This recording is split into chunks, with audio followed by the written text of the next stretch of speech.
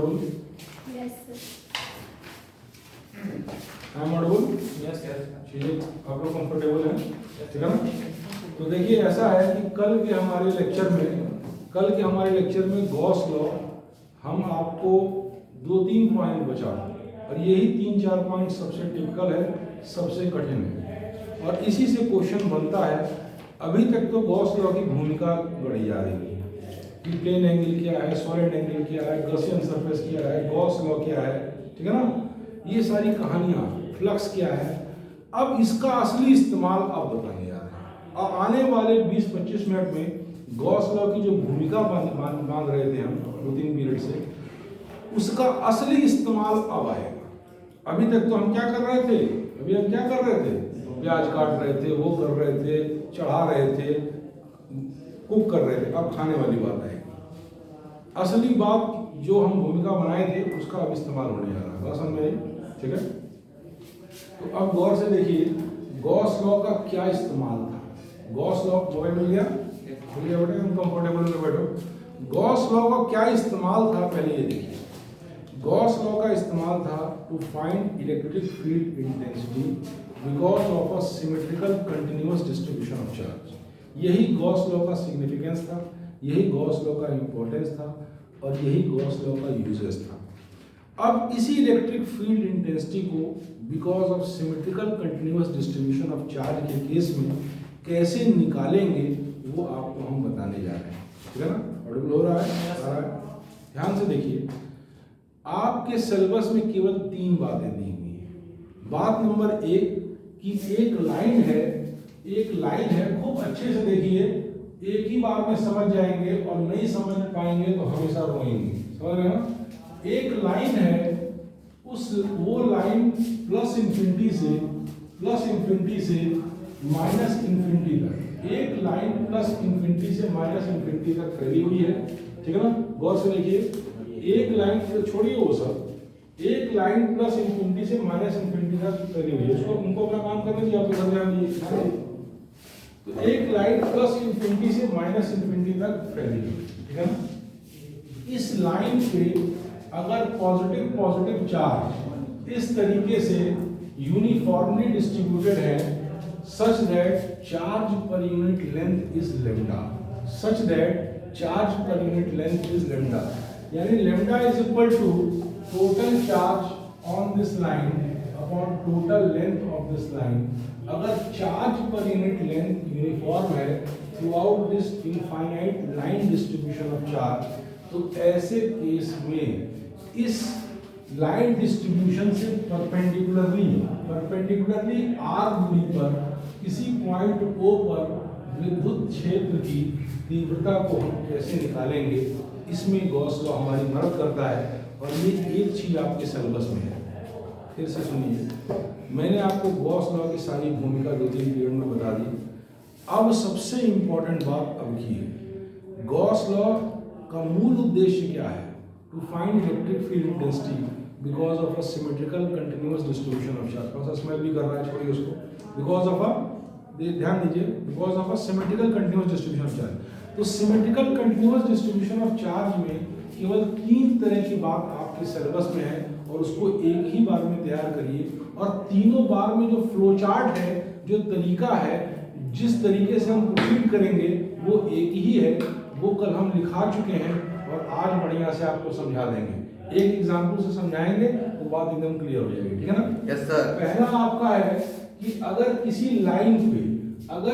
Line पे plus infinity से minus infinity तक अगर कोई इनफाइनाइट लाइन है और उसके ऊपर चार्ज डिस्ट्रीब्यूशन मान लीजिए पॉजिटिव चार्ज है इस प्रकार से कि चार्ज पर यूनिट लेंथ यानी total charge upon total length lambda है, तो ऐसे केस में उससे परपेंडिकुलरली आर दूरी पर किसी पॉइंट O पर विद्युत क्षेत्र की तीव्रता या इलेक्ट्रिक फील्ड इंटेंसिटी को आप कैसे निकालेंगे, ये आपके सिलेबस में है। पहले समझ लिए क्या क्या आपके सिलेबस में। और दूसरा आपके सिलेबस में ये है कि मान लीजिए कोई इनफाइनाइट लेंथ की शीट है, कोई शीट है जिसका लेंथ इनफाइनाइट है, बहुत बड़ी शीट है, और उस शीट पर पॉजिटिव या नेगेटिव चार्ज यूनिफॉर्मली डिस्ट्रीब्यूटेड है, उस शीट पर पॉजिटिव या नेगेटिव चार्ज यूनिफॉर्मली डिस्ट्रीब्यूटेड है इस प्रकार से कि charge per unit area sigma है। यहाँ पे charge per unit length lambda था, यानी total charge upon total length lambda था। इस केस में चार्ज पर यूनिट एरिया यानी sigma is equal to total charge on the plate upon total area, ये सिग्मा है और ये यूनिफॉर्म है, ये कांस्टेंट है। ऐसे केस में इस प्लेट से परपेंडिकुलरली r दूरी पर किसी पॉइंट पे, ऐसे केस में खूब मजे से समझिए, समझ गए तो बहुत आसान, नहीं समझे तो आपको दिक्कत कर देगा। और ये पार्ट अभी तक जितने भी बैच में पढ़ाता हूँ सब लोग 100% समझ जाते हैं, और आप खुद से पढ़ के ये पार्ट नहीं समझ पाएंगे। बहुत रेयर केस में बच्चे समझ, मेरा पास्ट एक्सपीरियंस ही रहा, इसलिए इसको गौर से देखिए। अब इम्पोर्टेंट बात आ रही है, इस प्लेट से परपेंडिकुलरली r दूरी पे, इस प्लेट से परपेंडिकुलरली r दूरी पे किसी पॉइंट पे अगर आपसे विद्युत क्षेत्र की तीव्रता पूछ ले तो पॉइंट चार्ज की वजह से तो आपको आता था, लेकिन इस symmetrical continuous distribution of charge की वजह से आप निकालने में अपने आप को अक्षम पाएंगे जब तक आप गॉस लॉ की मदद नहीं करेंगे, ठीक है ना। एक तो आपके सिलेबस में ये है और दूसरा आपके सिलेबस में ये है, और तीसरा आपके सिलेबस में क्या है कि मान लीजिए कोई स्फीयर है, मान लीजिए कोई स्फीयर है और उसके ऊपर यूनिफॉर्म चार्ज डिस्ट्रीब्यूशन है, मान लीजिए कोई स्फीयर है और उस स्फीयर के ऊपर यूनिफॉर्म चार्ज डिस्ट्रीब्यूशन है। दो केस हो सकते हैं, या तो स्फीयर कंडक्टिंग है और या तो स्फीयर नॉन कंडक्टिंग है। मान लीजिए आपके पास कोई स्फीयर है और उस स्फीयर पे यूनिफॉर्म चार्ज डिस्ट्रीब्यूशन है, ठीक है ना।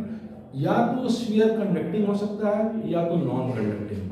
अगर कंडक्टिंग स्फीयर है तो सारा चार्ज कहाँ आ जाएगा, सरफेस पे। अगर कंडक्टिंग स्फीयर है तो सारा चार्ज कहाँ आ जाएगा, सरफेस पे। कंडक्टिंग स्फीयर या आपके बोर्ड के सिलेबस में है तो मैं उतना ही पढ़ाऊंगा, ठीक है ना। नॉन कंडक्टिंग वाला मैं देख लेता हूँ, जो वहाँ पे बताऊंगा, वहाँ पे जो वीडियो बनाऊंगा उस वीडियो को देख लीजिएगा। दूसरे बैच में जो मैं वीडियो बनाऊंगा उस वीडियो को देख लीजिएगा, ठीक है ना, अगर देखना चाहेंगे तो, ठीक है ना। तो कंडक्टिंग में सारा चार्ज कहाँ आ जाएगा, सरफेस पे। और अगर ये नॉन कंडक्टिंग होता तो सारा चार्ज कहाँ होता, इस पूरे वॉल्यूम में, सेंटर पे, इस पूरे वॉल्यूम में यूनिफॉर्मली डिस्ट्रीब्यूटेड होता। अगर वो नॉन कंडक्टिंग स्फीयर होता, अगर वो नॉन कंडक्टिंग, अगर कंडक्टिंग स्फीयर तो सारा चार्ज कहाँ आ जाएगा, सरफेस पे। और अगर वो नॉन कंडक्टिंग स्फीयर है तो सारा चार्ज उसके वॉल्यूम में यूनिफॉर्मली डिस्ट्रीब्यूटेड होगा। ये बात समझ में आ गई बेटा? Yes sir. यहाँ तक की बात समझ में आ गई? अब आपके सिलेबस में है क्या, ये देखिए। आपके सिलेबस में है कि इसके सेंटर से r दूरी पे एक कंडक्टिंग स्फीयर, यानी इसका सारा चार्ज सरफेस पे है, उसके सेंटर से r दूरी पे, जहां r पहले केस में क्या है, इसके रेडियस से कम। अगर रेडियस से कम है तो r कहाँ होगा, अगर ये मान लीजिए r दूरी है और ये रेडियस है तो पहला केस ये बनेगा। पहले केस में इसके सेंटर से r दूरी पर, जहां r रेडियस से कम है, r is less than r, ठीक है ना, तो ये केस बनेगा इस पॉइंट पर, इस पॉइंट पे या इस पॉइंट पे या इस पॉइंट पे, किसी भी पॉइंट पे, ठीक है ना। दूसरा केस आपके सिलेबस में है r is equal to r, यानी कि वो पॉइंट आपके सरफेस पे होगा, वो पॉइंट आपके सरफेस पे होगा। और तीसरा आपके सिलेबस में है r is greater than r, यानी कि ये जो पॉइंट r है वो स्फीयर के बाहर है। इन तीनों केसेस में आप इलेक्ट्रिक फील्ड की इंटेंसिटी को कैसे निकालेंगे, ये डिस्कशन आपके सिलेबस में है। पहले मैंने आपको ये बता दिया क्या आपको पढ़ना है, आपके सिलेबस में क्या है ये क्लैरिटी से आपको मैंने बता दिया। मत लाइए उसको, छोड़ दीजिए, वीडियो आने का होने का, ठीक है, अभी आ रहा है ना, इधर उधर करने का, देख लीजिए एडजस्ट कर पाए तो कर लीजिए। हो गया, हो गया, इतनी बात आपके सिलेबस में है तो समझिए। अब बात हो गई, अब इधर देखिए, आ रहा है ना। तो अब देखिए, इतनी बात आपके सिलेबस में है, आप समझ गए। ये सारी बातें जो आपके सिलेबस में है, उनके स्टेप्स जो हैं, जिस मतलब जो फ्लो चार्ट है वो सब में सेम है। फ्लो चार्ट मैं आपको कल लिखवा चुका हूं, और एक स्टेप से बढ़िया से समझाऊंगा। मत एकदम अलर्ट रहिए। एक लाइन डिस्ट्रीब्यूशन से मैं बढ़िया से आपको समझा दूंगा, बोतल लेकर, बोतल लाइन है, और उसके बाद बाकी जो दो पार्ट होंगे वो आप अपने आप समझ जाएंगे। अगर पहला समझ गए तो बाकी दो अपने आप समझ जाएंगे। पहला मैं आपको लाइन डिस्ट्रीब्यूशन ऑफ चार्ज में उससे परपेंडिकुलरली आर दूरी पे क्या होता है बढ़िया समझा दे रहा हूँ। स्टेप्स तीनों के एक ही हैं। फिर ये वाला समझाऊंगा तो बड़े आराम समझ जाएंगे, और ये वाला समझाएंगे तो फिर बड़े आराम से आप समझ जाएंगे। तो स्टेप्स क्या क्या है इत्मीनान से देखिए, मेरे देखिए, यूनी माइंडेड रहिए, डबल माइंडेड ना रहिए, ठीक है ना। यूनी माइंडेड रहेंगे तो एक ही बार में हो जाएगा। It is not how many hours you put, it is what you put in the hours, ठीक है ना। 3 hours is also sufficient, but if you are 100% focused, if you are engaging all your mental faculty in that 3 hours, that is more than enough. But आप देखिए 10-12 घंटे तक बच्चे पढ़ते रहते हैं, सीखते कुछ नहीं। अलर्ट होकर सीखिए, एक ही बार में सीख लीजिए, बात खत्म। और बढ़िया से डीपर लेवल प्रोसेसिंग करके सीखेंगे तो रिवीजन में आपका टाइम बच जाएगा। 100 सुनार की एक लोहार की, पीटते रहिए जिंदगी और वो बात आएगी नहीं। और एक बार बढ़िया से कर लीजिएगा तो उसके बाद घूमिए, खेलिए, सब करिए, सबके लिए टाइम है, टाइम ही टाइम, ठीक है ना। एकदम ध्यान से देखिए, एक जगह ध्यान रखिए। मैं आपको ये बता रहा हूँ कि स्टेप्स सबके एक हैं। तो स्टेप्स मैंने कल लिखा दिए थे। अब एक केस में, इस सिंपल केस में स्टेप्स आपको करके मैं दिखा दे रहा हूँ, और बाकी दो केस में दिखाऊंगा तो आप फटाफट सीख जाएंगे, ठीक है ना। तो आप गौर से देखिए, स्टेप्स आपके लिखे हुए हैं। पहले केस में आप सिखा रहा हूं, पहले केस में बता रहा हूं, ठीक है ना। एक इनफाइनाइट लेंथ ऑफ चार्ज है, इसको मैं मिटा के बढ़िया से बताऊं, सारी बातें मिटा दे रहा हूं, सारी बात मिटा देता हूं तो बताता हूं। देखिए फटाफट देखिए, ध्यान से देखिए इधर, ये सारी बात मिटा दिया मैंने। पहला केस आपको समझा रहा हूं और इसमें स्टेप्स आपको पहले केस में करके दिखाऊंगा, और अगर पहले केस में समझ गए तो दूसरा तीसरा एकदम क्लियर हो जाएगा, ठीक है ना। खूब अच्छे से देखिए, ये एक infinite line distribution of charge, infinite line distribution of charge. यहां पे आपका प्लस इन्फिनिटी तक है और यहां पे आपका माइनस इन्फिनिटी। इतनी बात समझ। इस पूरे लाइन डिस्ट्रीब्यूशन ऑफ चार्ज में पॉजिटिव चार्ज है। कौन सा चार्ज है? पॉजिटिव चार्ज, ठीक है। इस प्रकार से है कि charge per unit length lambda is equal to lambda है। इस प्रकार से है कि charge per unit length lambda है, यानी total charge upon total length lambda है, ठीक है। अब इस लाइन डिस्ट्रीब्यूशन ऑफ चार्ज से परपेंडिकुलरली आर दूरी पर इस पॉइंट ओ पर हमें विद्युत क्षेत्र की तीव्रता निकालनी है with the help of Gauss law, ठीक है ना, with the help of Gauss law. पहली बात कि विद्युत क्षेत्र का वो क्या कर रहा है, हटाइए उसको। पहली बात ये है कि विद्युत क्षेत्र का आपको हम डायरेक्शन बताते हैं। क्या डायरेक्शन है उसको बढ़िया से देख लीजिए। देखिए ऐसा है कि इस पॉइंट चार्ज का कोई भी डिफरेंशियल एलिमेंट लेंगे, इस पॉइंट चार्ज का कोई भी डिफरेंशियल एलिमेंट लेंगे तो वो डिफरेंशियल एलिमेंट्स की वजह से जो इलेक्ट्रिक फील्ड इंटेंसिटी होगी वो आउटवर्ड होगी, प्लस चार्ज की वजह से आउटवर्ड होती है। ये बात क्लियर है। इस इनफाइनाइट लाइन चार्ज डिस्ट्रीब्यूशन से कोई भी डिफरेंशियल एलिमेंट लेंगे तो उसकी वजह से विद्युत क्षेत्र की तीव्रता आउटवर्ड की ओर होगी, ठीक है ना। तो चलिए हमने यहाँ पे एक डिफरेंशियल एलिमेंट ले लिया, यहाँ पे एक डिफरेंशियल एलिमेंट ले लिया।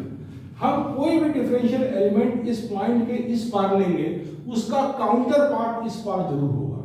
ये तो क्लियर है। हम कोई भी डिफरेंस, बढ़िया समझिए, कोई भी डिफरेंशियल एलिमेंट हम इस पार लेंगे अगर dx, तो उसका काउंटर पार्ट dx उतनी ही दूरी पे इधर भी होगा। Yes sir. अगर x दूरी पर, अगर y दूरी पर हमने ये डिफरेंशियल एलिमेंट लिया तो y दूरी पे एक और डिफरेंशियल एलिमेंट का काउंटर पार्ट इधर होगा, और ऐसा सभी एलिमेंट्स के साथ होगा। अगर हमने यहाँ लिया z दूरी पे तो z दूरी पे उसका काउंटर पार्ट इधर होगा कि नहीं होगा? yes, तो मैं कोई एक काउंटर पार्ट ले रहा हूँ, खूब अच्छे से समझिए। एक समझ गए तो बाकी तीनों समझ जाएंगे, और यही सबसे इंपॉर्टेंट एस्पेक्ट है गॉस लॉ का। ध्यान से देखिए, अभी तक तो भूमिका बनाई गई है, अब उसका एप्लीकेशन, ठीक है ना। इस डिफरेंशियल एलिमेंट से इस पॉइंट पे जो इलेक्ट्रिक फील्ड की इंटेंसिटी होगी, इस डिफरेंशियल, मान लीजिए पॉइंट यहाँ है, मान लीजिए पॉइंट यहाँ है, ठीक है ना। इस डिफरेंशियल एलिमेंट से इस पॉइंट पे जो विद्युत क्षेत्र की तीव्रता होगी वो ऐसे होगी। कोई दो राय नहीं है? No sir. इसको मान लीजिए DE1 मान लिया। अब इस पॉइंट की वजह से इस डिफरेंशियल एलिमेंट की वजह से इस पॉइंट O पे जो विद्युत क्षेत्र की तीव्रता होगी वो ऐसे होगी DE2। यहां तक कोई दो राय नहीं है, कोई दो राय नहीं है। अब DE1 वेक्टर और DE2 वेक्टर का डायरेक्शन भले डिफरेंट है लेकिन इसका मैग्नीट्यूड सेम है, इसमें कोई दो राय नहीं है, कहीं से तो कोई दो राय नहीं है। अब आप देखिए इस DE1 को आप यहां से एक पैरेलल लाइन ड्रॉ करिए, यहां से एक पैरेलल लाइन ड्रॉ करिए। अगर ये एंगल थीटा है तो ये भी एंगल थीटा है, यहां तक कोई दो राय नहीं है, तो बढ़िया समझ में आ रही है। तो इस DE1 का दो कंपोनेंट होगा, एक होगा DE1 cos थीटा और दूसरा कंपोनेंट होगा DE1 sin थीटा। यहां तक कोई दो राय नहीं, पहला अच्छे समझ जाइए, ठीक है ना, ठीक है। अब इस डिफरेंशियल एलिमेंट की वजह से DE2 इधर आ रहा है, आपने फिर ऐसे ही पैरेलल लाइन को ऐसे एक्सटेंड किया। अगर ये एंगल थीटा है तो उसका काउंटर पार्ट इधर है, ये भी एंगल थीटा होगा, आइसोसेलेस का एंगल, कोई बहुत बड़ी बात नहीं है, समझ में आ रहा है। अगर ये एंगल थीटा है तो ये भी एंगल थीटा होगा, करस्पॉन्डिंग एंगल, कोई बहुत बड़ी बात नहीं है, समझ में आ रहा है। तो अब आप देखिए DE2 के दो कंपोनेंट हैं, एक है DE2 cos थीटा और दूसरा है DE2 sin थीटा। यहां तक की बात समझ में आ रही, क्लियर है। इससे ये क्लियर है कि इस डायरेक्शन में, इससे ये क्लियर है कि इस डायरेक्शन में जो भी इलेक्ट्रिक फील्ड होगी इसकी वजह से वो जीरो होगी। इससे ये इस बात से ये क्लियर हो गया कि इन दो डिफरेंशियल एलिमेंट की वजह से जो भी इलेक्ट्रिक फील्ड इस लाइन चार्ज के पैरेलल होगी वो जीरो होगी। एक DE1 cos थीटा इधर और दूसरी DE2 cos थीटा इधर, और DE1 और DE2 का मैग्नीट्यूड बराबर है, DE1 और DE2 का मैग्नीट्यूड बराबर है। और इस पैरेलल डायरेक्शन में जो भी DE1 cos थीटा इधर और DE2 cos थीटा इधर, तो यानी इन दो डिफरेंशियल एलिमेंट की वजह से इस लाइन डिस्ट्रीब्यूशन ऑफ चार्ज के पैरेलल जो भी इलेक्ट्रिक फील्ड होगी वो जीरो हो जाएगी, जीरो होगी, होगी ना। जो भी फील्ड होगी वो परपेंडिकुलरली बाहर की ओर होगी, जो भी फील्ड होगी वो परपेंडिकुलरली बाहर की ओर होगी, DE1 sin theta plus DE2 sin theta, इन दोनों की वजह से। यहां तक की बात क्लियर है, यहां तक की बात क्लियर है। तो ये दो डिफरेंस, यहां तक की बात में स्पष्ट है, एकदम अंदर से आ रही नहीं बात, जब समझ में आ रहा है तो बढ़िया समझ में आना चाहिए। एक समझ गए सब समझ जाएंगे, देखिए समझ का ही पेड़ है यार, समझ का ही पेड़ है। कौन हार्डवेयर खराब है आप लोग का, हार्डवेयर खराब है। इसी तरीके से क्लास 8 9 10 से आपकी होता भी हंसते हंसते सब करते, 2-3 घंटा पढ़ते और नंबर भी आता, घूमते भी खेलते भी और घर में भी सम्मान पाते, 5,000 मांगते तो 10,000 देते लोग, जाओ बेटा अच्छा कर रहा है तो चलो, कोई दिक्कत नहीं होती, सब होता है, कॉन्फिडेंस भी आता, विश्वास भी आता।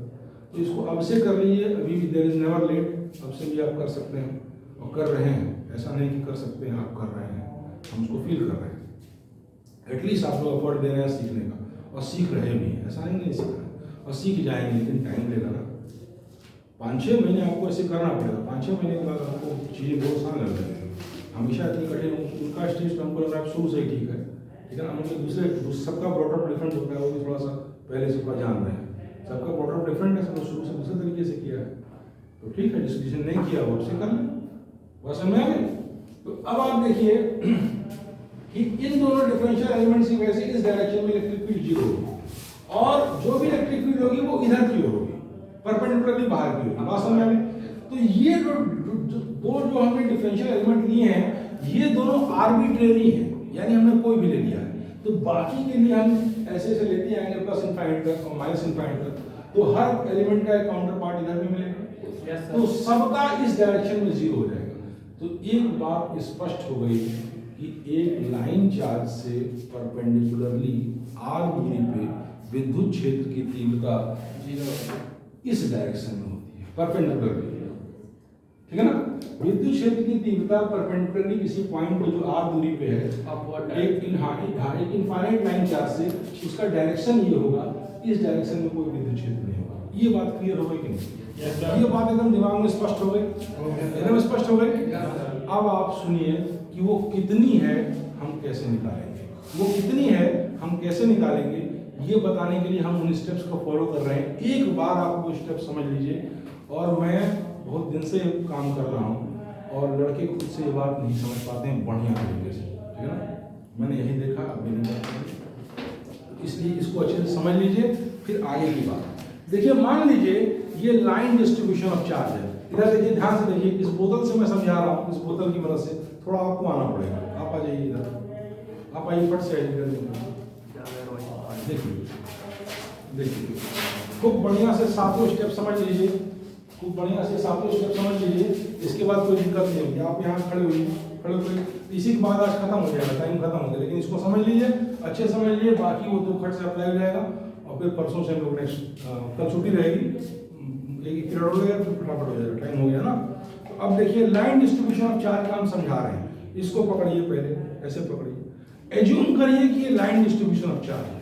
एज्यूम करिए कि ये लाइन डिस्ट्रीब्यूशन ऑफ चार्ज है। तो और इधर आ जाइए, ऐसे आ जाइए, यहाँ खड़े हुए, एज्यूम करिए कि ये लाइन डिस्ट्रीब्यूशन ऑफ चार्ज है। ये प्लस इन्फिनिटी से ऐसे जा रहा है और माइनस इन्फिनिटी से ऐसे जा रहा है। एज्यूम कर लीजिए इसको, एज्यूम कर लीजिए। Yes sir. अब आपसे पूछा क्या है, खूब बढ़िया समझिए, पूछा है इससे परपेंडिकुलरली r दूरी पे विद्युत क्षेत्र की तीव्रता बताइए। अगर पॉइंट चार्ज होता है, यहाँ रखा होता, तो आप बोलते 1/4π/0 लेकिन ये continuous symmetrical continuous distribution of charge है, तो इसमें गॉस लॉ के मदद के बिना नहीं लगेगा, इसीलिए गॉस लॉ पढ़ा ही रहे हैं, ठीक है ना। तो इससे r दूरी पे मान लीजिए इस पॉइंट पे विद्युत क्षेत्र की तीव्रता निकालनी है। तो पहला स्टेप मैंने क्या बताया था, एज्यूम अ गॉसियन सरफेस। पहला स्टेप ये लिखा है ना। आज मैं बस ये स्टेप एक एग्जांपल से क्लियर करूंगा, बाकी दो कल हो जाएगा, परसों हो जाएगा, कल तो छुट्टी रहेगी, ठीक है ना। एज्यूम अ गॉसियन सरफेस, पहली बात एज्यूम अ गॉसियन सरफेस। तो हमने एक गॉसियन सरफेस ऐसे एज्यूम कर लिया, ठीक है ना। लाइन चार्ज यहां से यहां तक दूर तक गया है और यहां तक, ये गॉसियन सरफेस एज्यूम करिए। इस केस में गॉसियन सरफेस कैसा हमको बेटर लग रहा है, कैसा गॉसियन सरफेस बेटर लग रहा है, हमको वो गॉसियन सरफेस बेटर लग रहा है जो कि एक राइट सर्कुलर सिलेंडर है। इसको आप सिलेंडर एज्यूम करिए। सिलेंड्रिकल बॉटल नहीं है मेरे पास, तो मैं क्या कर सकता हूं, आप मान लीजिए एक सिलेंड्रिकल बॉटल है, ये बीच से दबा नहीं है, सिलेंड्रिकल बॉटल। एज्यूम अ गॉसियन सरफेस। गॉसियन सरफेस कैसा सरफेस होता है, इमेजिनरी सरफेस, काल्पनिक सरफेस होता है, वो क्लोज्ड होना चाहिए, लिखा है ना, उसमें चार्ज हो चाहे ना हो, लेकिन वो क्लोज होना चाहिए किसी भी शेप और साइज का। तो हमने एक गॉसियन सरफेस एज्यूम किया। मान लीजिए इस पॉइंट पे निकालना है, मान लीजिए इस पॉइंट पे निकालना है, मेरे पास इतनी मोटी बोतल है तो मैं इसी पॉइंट पे मान लेता हूं। मान लीजिए इस पॉइंट पे, समझ रहे हो बेटा, इस पॉइंट पे निकालना है, तो इसको हमने मान लिया, इस पॉइंट से वो गॉसियन सरफेस गुजर रहा है, इस पॉइंट पे मान लीजिए निकालना है, तो हमने एक cylindrical right circular cylinder Gaussian surface assume किया। पहला स्टेप। दूसरा स्टेप मैंने क्या लिखा था, it should pass through the point eight which electric field intensity is required. तो मान लो यहां पे निकालना है, तो वहां से पास कर रहा है, दो बातें हो गई। तीसरी बात मैंने क्या लिखा था, it should be symmetrical as far as possible. जहां तक संभव हो वो गॉसियन सरफेस कैसा होना चाहिए, सिमेट्रिकल होना चाहिए। सिमेट्रिकल इसलिए होना चाहिए क्योंकि हमको कैलकुलेशन में मदद मिले, ठीक है ना। तो हमने पहला स्टेप गॉसियन सरफेस एज्यूम किया। इस केस में राइट सर्कुलर सिलेंडर ज्यादा कन्वीनियंट था, हमने वही एज्यूम किया। इस पॉइंट से वो गॉसियन सरफेस गुजर रहा है, दूसरा स्टेप। तीसरी बात, ये सिमेट्रिकल है, ये बीच में दबा है, इसको भूल जाइए, आप इसको राइट सर्कुलर सिलेंडर मान लीजिए, ये सिमेट्रिकल है। तीन स्टेप हो गया, तीन स्टेप हो गया, तीन स्टेप क्लियर हो गया। अब सुनिए कैसे निकालेंगे, अच्छा खड़े रहिए। अगर मान लीजिए इस गॉसियन सरफेस की लेंथ L है, अगर मान लीजिए इस राइट सर्कुलर सिलेंडर की लेंथ L है, तो इस L लेंथ में कितना चार्ज ये इंक्लोज करेगा। चौथा स्टेप क्या था कि कितना चार्ज इंक्लोज कर रहा है ये निकालिए, कितना चार्ज इंक्लोज कर रहा है ये इमेजिनरी गॉसियन सरफेस, ये निकालिए। तो चार्ज कैसे निकालेंगे, lambda charge per unit length है, मान लीजिए इसकी लेंथ L है, तो टोटल चार्ज कितना इंक्लोज करेगा, lambda into L। Total charge enclose करेगा लैम्डा इनटू L, यानी L लैम्डा, ये चार्ज हो जाएगा। ये चौथा स्टेप था। स्टेप क्लियर हो रहा है। पहली बार में स्टेप समझ जाइए, बाकी दो केस में स्टेप उसी तरह से लगेंगे, एक समझ जाएंगे, बाकी दो समझ जाएंगे, किसका खत्म, ठीक है ना। अब आप देखिए टोटल चार्ज इंक्लोज, चौथा स्टेप। पांचवा स्टेप क्या था, find out the total flux with the help of Gauss law. तो टोटल फ्लक्स कितना हो जाएगा, फाइनाइट कितना हो जाएगा, बोलिए lambda L by epsilon, charge by epsilon. यहां तक की बात क्लियर है, कोई बुराई नहीं है। 5 स्टेप हो गया। अब छठा स्टेप क्या था, छठा स्टेप क्या था, find the flux with the help of thumb rule या by the help of definition. छठा स्टेप क्या था, डेफिनेशन से फ्लक्स निकालिए, डेफिनेशन की मदद से फ्लक्स निकालिए। और डेफिनेशन क्या थी, flux is equal to vector component of vector field into area vector. और अगर इलेक्ट्रिकल फ्लक्स है, नींद आ रही है क्या, अगर अलर्ट रहिए, बाकी लोग अलर्ट हैं तो आप भी अलर्ट रहिए, हाँ एकदम अलर्ट रहिए, मैं पूछ दूंगा फट से। अगला स्टेप आप ये देखिए, अगला स्टेप ये है कि अगर आपको जो है क्या कहते हैं, find flux with the help of definition. और डेफिनेशन क्या था, vector component of vector field into area vector. बात समझ में आ रही है। अगर इलेक्ट्रिकल फ्लक्स है तो electric field intensity into area vector, तो उससे भी फ्लक्स निकाल लेंगे। तो चाहे नाक ऐसे पकड़िए, चाहे नाक ऐसे पकड़िए, नाक तो नाक ही है, फ्लक्स तो फ्लक्स ही है, दोनों फ्लक्स को इक्वेट कर देंगे और विद्युत क्षेत्र की तीव्रता निकल जाएगी। ये स्टेप था। तो अब मैं आपको डेफिनेशन से फ्लक्स निकालना सिखा रहा हूँ। खड़े होइए, मैं आपको दिखाता हूँ। पकड़िए इसको फिर से। मान लीजिए इसके बीचों बीच से चार्ज आ रहा है, मान लीजिए इसके बीचों बीच से ऐसे चार्ज जा रहा है, एकदम बीचों बीच चार्ज है, ऐसे है, लाइन है प्लस इंफिनिटी से माइनस इंफिनिटी चार्ज। पढ़िए इसको। अब हमने ये प्रूफ करके आपको पहले स्टेप में दिखा दिया है कि जो भी विद्युत क्षेत्र होगा वो लाइन के परपेंडिकुलरली बाहर की ओर होगा। ये बात दिखा चुका है। जो भी विद्युत क्षेत्र होगा वो लाइन के परपेंडिकुलरली बाहर होगा, ये प्रूफ करके दिखा चुका हूं। तो अब आप देखिए, इस पूरे गॉसियन सरफेस में, इस पूरे काल्पनिक गॉसियन सरफेस में कितना सरफेस एरिया है। एक सरफेस एरिया ये है, एक सरफेस एरिया ये है, और राइट सर्कुलर सिलेंडर हमने एज्यूम किया है, मेरे पास परफेक्ट बॉटल नहीं है, तो इधर भी इतना ही होगा, इधर भी उतना ही होगा, और इस सरफेस पे भी, और ये curve surface area. Total surface area कितनी है इसकी, ये 2 और ये 3, ठीक है ना। अब देखिए इसमें फ्लक्स कैसे जा रहा है। अगर इस एरिया का कोई भी एरिया वेक्टर लेते हैं, अगर इस एरिया का कोई भी एरिया वेक्टर लेते हैं, तो आउटवर्ड नॉर्मल ये दिशा होगी, ये दिशा होगी, और इलेक्ट्रिक फील्ड की दिशा ये होगी, यानी परपेंडिकुलर होगी। इस एरिया का कोई भी एरिया वेक्टर लेते हैं तो एरिया वेक्टर की दिशा ये होगी, आउटवर्ड नॉर्मल, और इलेक्ट्रिक फील्ड की दिशा ऐसे परपेंडिकुलर है, यानी यहां से जो भी फ्लक्स जाएगा वो 0 जाएगा। E dot dl cos theta. Flux क्या होता है, फ्लक्स क्या होता है, E dot ds, E dot ds, और ds और E के बीच एंगल 90 है, तो cos 90 0 होता है। यहां से फ्लक्स 0 होगा और यहां से फ्लक्स 0 होगा। इस बात से कन्विंस है कि नहीं? yes, एकदम स्पष्ट है। yes, अगर इसको समझ गए तो बहुत बड़ी जीत की, और हम मानने को नहीं तैयार है आप लोगों को। कतई दुनिया भर लोग नहीं मानेंगे कि आप लोग स्लो लर्नर हैं, आप लोग पढ़ने से ट्रेन नहीं किए गए, अगर इतनी बात समझ गए, ठीक है ना। क्योंकि बहुत Gauss law one of the most difficult aspects है, ठीक है ना। तो अगर इतनी बात आप समझ गए 2 में, इसका मतलब है कि आप कुछ भी कर सकते हैं, ठीक है ना। आप में क्षमता है, वो क्षमता बढ़िया से डेवलप नहीं की गई, बस यही बात है, ठीक है ना। तो अब आप देखिए, ये आपका इधर से जो फ्लक्स जाएगा वो क्या होगा बेटा, 0, और इधर से जो फ्लक्स जाएगा वो क्या होगा बेटा, 0। जो भी फ्लक्स जाएगा इस कर्व सरफेस एरिया से जाएगा, इस कर्व सरफेस एरिया।